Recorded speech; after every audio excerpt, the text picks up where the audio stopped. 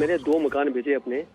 एक में तो मुझे 27 लाख का बेचा, उसमें कोई मुझे 15 लाख का कैपिटल गेन हुआ। तो दूसरा बेचा मैंने 51 लाख का, उसमें करीब 23 लाख का लॉस हुआ है मुझे। अच्छा, तो ITR में मतलब मुझे अब बेनिफिट क्या होगा, मैं नेट मिलेगा इसका, या तो मैंने दूसरा मकान जो परचेज किया अभी वो 1 करोड़ 18 लाख का है। अच्छा, ये सारे ट्रांजैक्शन एक ही फाइनेंशियल ईयर में हुए हैं? हाँ जी, हाँ जी, एक ही में जी। एक ही फाइनेंशियल ईयर हुए, मतलब 2 बेचा आपने फाइनेंशियल ईयर और फिर एक खरीदा, वो सारा इसी फाइनेंशियल ईयर में हुए। क्या कहेंगे मुकेश जी इनको? लक्ष्मण जी, मेरे ख्याल से ये जो हमारे टैक्स गुरु में जो सवाल आते हैं ना, उस पर से एक पूरा केस स्टडीज का एक आल्मेनेक बन सकता है, क्योंकि इतने इंटरेस्टिंग और शायद कभी कभी पेचीदे सवाल भी आते हैं। अब ये जो सवाल है, मुझे थोड़ा रिसर्च भी करना पड़ा, बहुत इंटरेस्टिंग है।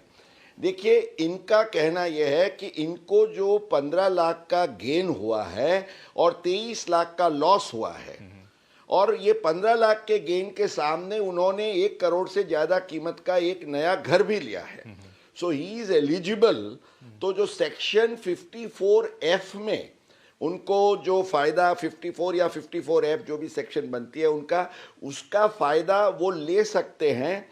तो सवाल ये होता है कि ये 15 लाख का जो कैपिटल गेन्स हुआ है वो पूरा एग्जम्प्ट होता है सेक्शन 54 में। जब ये एग्जम्प्ट हो जाता है तो वो गेन रहता ही नहीं है। अब जो 23 लाख का आपका लॉस है, वो लॉस के सामने कोई टैक्सेबल गेन है तो सेट ऑफ होके वो 23 लाख 8 लाख हो सकता है, पर आपका गेन ही कोई टैक्सेबल नहीं रहा, क्योंकि वो 15 लाख तो एग्जम्प्ट हो गया। तो आप जब अपना ITR भरते हैं उसको ठीक तरीके से अगर आप कॉलम वाइज दिखाएंगे तो you should be able to claim 15 lakhs capital gains as exempt, और 23 lakhs का लॉस जो है वो पूरे का पूरा आप कैरी फॉरवर्ड कर सकते हैं। माना आप दोनों फायदे ले सकते हैं, एग्जम्पशन का भी और कैरी फॉरवर्ड ऑफ लॉस के पूरे अमाउंट का भी।